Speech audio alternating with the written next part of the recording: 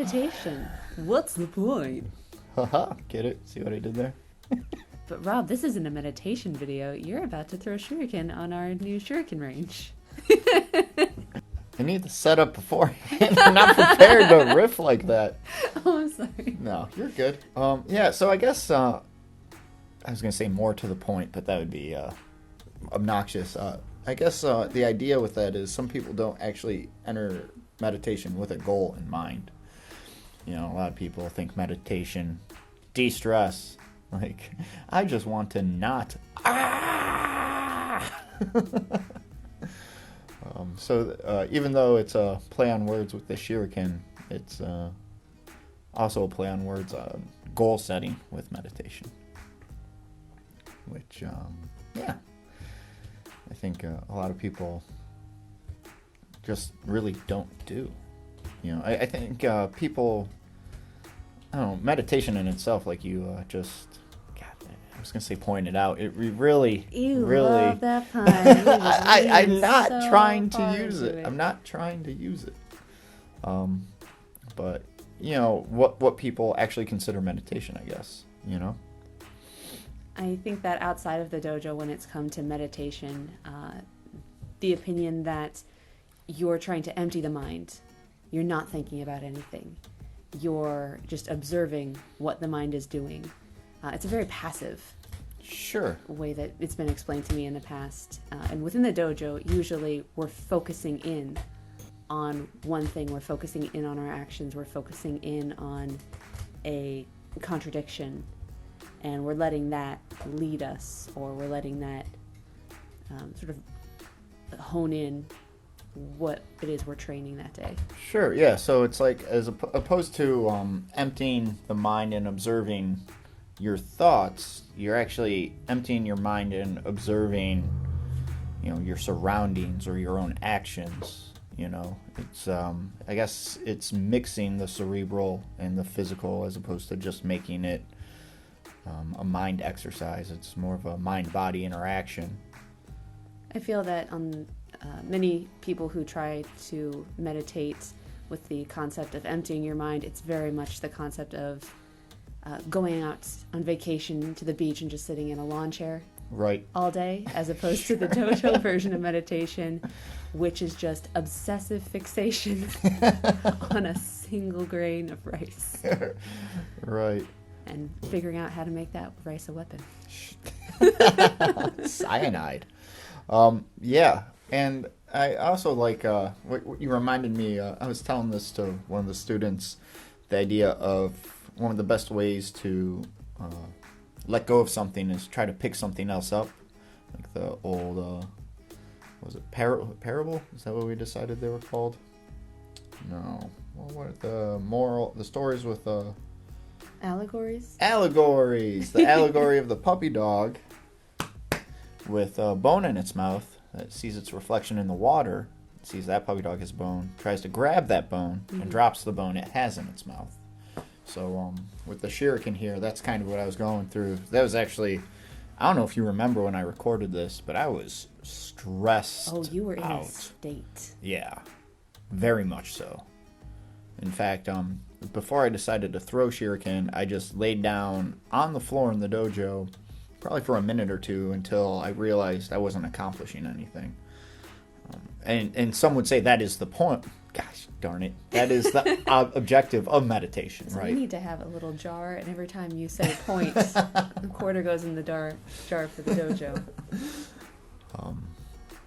So, yeah, but I couldn't stand just laying there and not accomplishing anything, and that's when I realized I could throw shuriken, and that's when I realized I still needed to make the shuriken video. And that's not to say that a strictly mental exercise in meditation, a strictly non-physical exercise in meditation is a bad thing, but there can also be active physical manifestations of it as well. For sure, yeah, because Meditation doesn't require sitting, although many people find it helpful to just sit so that it limits the amount of stimuli, it limits the amount of external variables on the practice. Sure. I mean, there's many types, right? There's walking, there's Mantra.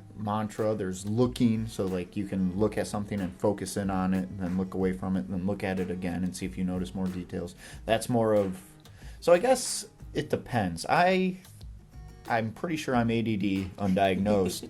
So things that occupy the mind with actions tend to calm me, because it's like, it's, getting there without forcing it.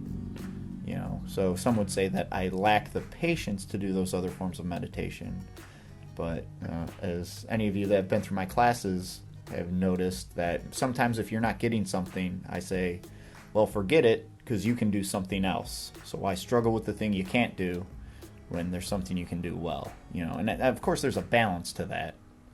That's a very popular action for writer's block and artist block as well. If you're struggling with a concept in your work, go for a walk, read a book, Sure. express yourself in another way until the avenue that appears before you and allows you to continue with the first thing that you were stuck with.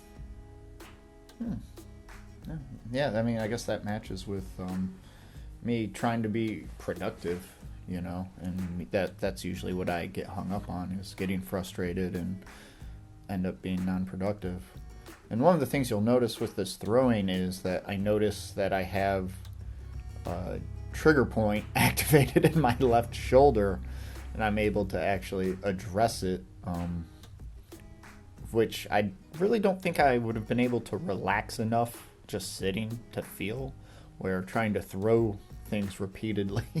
Oh, yes. For anyone who's noticing that Rob missed a couple of times and then started shooting at the lower and upper